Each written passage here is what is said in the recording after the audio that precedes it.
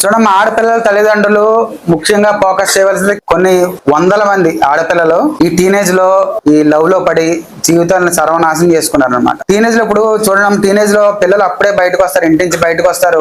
ఎవడు మంచోడో ఎవడు చెడ్డోడో ఎవరికి తెలుస్తుందమ్మా? ఎవడైతే చేతులు కోసుకుంటాడో కాళ్ళు కోసుకుంటాడో, నీ కోసం తినలేదు, నీతో కోసం తాగలేదు, నీ కోసం చచ్చిపోతాను అంటాడో ఆ ట్రాప్ లో పడిపోతాడు. ఆ పనికి మాలినది ఎప్పుడు అలాంటి మాటలు మాట్లాడతాడు? ఆడు 20 సంవత్సరాలు పెంచిన 25 సంవత్సరాలు పెంచిన తల్లిదండ్రులకి వాళ్ళ ఆశలు నెరవేర్చకుండా వీడి లైఫ్ లో సెట్ అవ్వకుండా ఎవరో కనిపించిన అమ్మాయి కోసం చెయ్యి కోసుకుంటాను, కాలు కోసుకుంటాను, చచ్చిపోతానంటే వాడు ఎటువంటి వాడు? ఆ అమ్మాయి అర్థం చేసుకోలేదు. అంత నాలెడ్జ్ ఉండదు ఆ అమ్మాయికి టీనేజ్ లో. అది ఎవరు వివరించాలి? ఎవరు చెప్పాలమ్మా విషయం?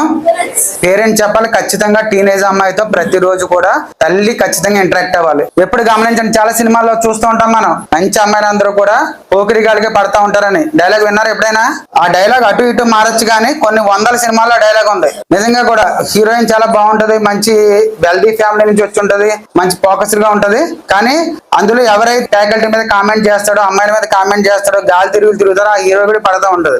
నిజంగా రియల్ లైఫ్ లో కూడా ఈ అమ్మాయిలు అందరూ కూడా ఆ ఏరియాలో ఎవరైతే పనికిమాలిన గాలి మీద ఉన్నారో ఆడి బాయిలో పడతారు. వెళ్ళి బ్యాడ్ బాయ్ క్రష్ అనే టెండెన్సీ ఉంటది, అది జీన్స్ లోనే ఉంటది అనమాట. ఇన్స్టాగ్రామ్ లో ఉంటది అకౌంట్ చూడండి, attitude boy, bad boy, rowdy boy, rider, ఇటువంటివి ఉంటాయి. ఇలాంటి పనికి మాలిన వాళ్ళకే సూప్ లో పడిపోతారు.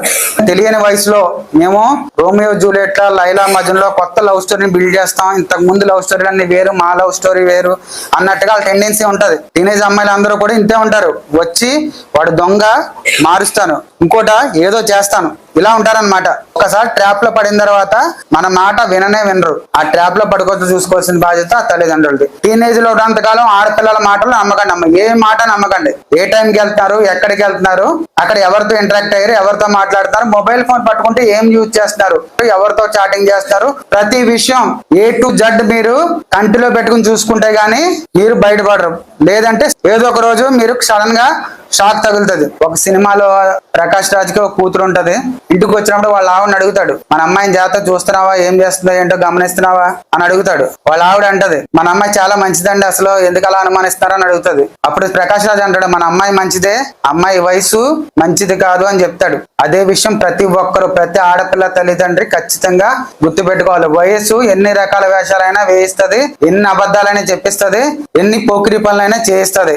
కాకపోతే ఎప్పుడైతే ఆ వయసులో టైం తప్పారో వాళ్ళ జీవితం అంతా స్మాష్ అయిపోయినట్టే. గుర్తుపెట్టుకోండి, కళ్ళలో పెట్టుకుని చూసుకోవాలి.